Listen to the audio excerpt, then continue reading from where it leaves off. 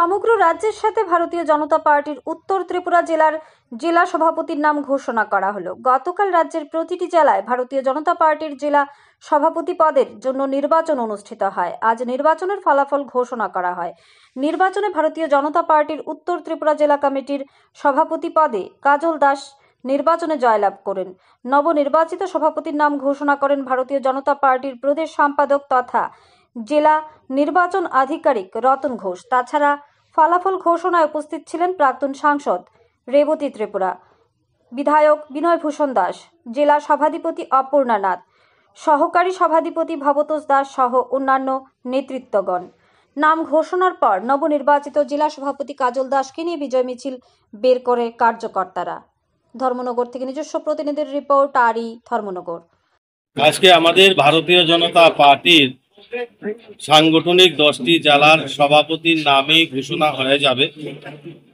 ইতিমধ্যে আপনারা জেনেছেন আমাদের এই নর্থ ত্রিপুরা জেলা কমিটির মাননীয় সভাপতির নাম ঘোষণা হয়েছে কাজল কুমার দাস মহোদয়।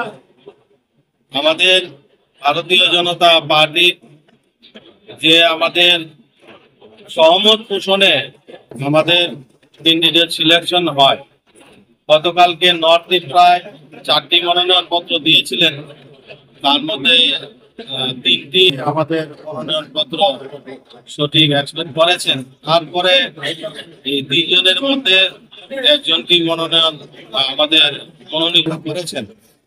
তো আমার বিশ্বাস ভারতীয় জনতা পার্টির যিনি জেলা সভাপতি হয়েছেন কাজল কুমার দাস, কাজল দাসের নেতৃত্বে আমাদের এই নর্থ ত্রিপুরার 6টি বিধানসভায় আমাদের সংগঠন শক্তিশালী হবে।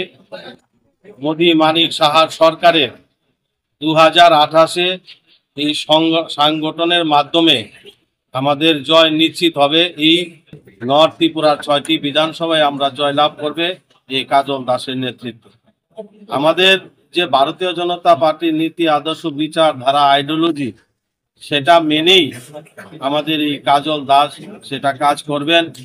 আমাদের পিছিয়ে পড়া মানুষের উন্নয়ন যেভাবে হচ্ছে সেই নিরিখে আজকে আমাদের নর্থ ত্রিপুরার প্রত্যেকটা বিধানসভা, প্রত্যেকটা জনপ্রতিনিধি জনকল্যাণের জন্য কাজ করে। মোদিজি যে নারা সবকা সাথ, সবকা বিকাশ, সবকা বিশ্বাস, সবকা প্রয়াস, এই মন্ত্রেই আমাদের সরকারও কাজ করছে। আজকে ত্রিপুরা রাজ্যের বিরোধীরা বিভিন্নভাবে বিভিন্ন কথা বলে সরকারের বিরুদ্ধে সমালোচনা করে। তারা 25 বছর বাম শাসনের সময় ত্রিপুরা রাজ্যের সার্বিক উন্নয়ন করতে পারেনি, ত্রিপুরা রাজ্যের জনগণের জন্য কাজ করেনি। আজকে আমাদের জনগণের জন্য সরকার কাজ করছে। জনগণের জন্য আজকে সরকার প্রতিদিন মানুষের জন্য কাজ করে। আমাদের এই ভারতীয় জনতা পার্টির সরকার, আমাদের মুখ্যমন্ত্রী মাননীয় প্রফেসর ডক্টর মানিক সাহাজির নেতৃত্বে যে সরকার চলছে, এই সরকারের পাশে আমাদের এই নর্থ ত্রিপুরাও বাদ নেই। নর্থ ত্রিপুরাও আমাদের এই সরকারের পাশে থেকে কাজ করবে এবং আমার দ্রুত বিশ্বাস এই কাজল দাস আমাদের সংগঠনকে শক্তিশালী হবে এবং 2028-এ আমাদের সরকার প্রতিষ্ঠিত হবে।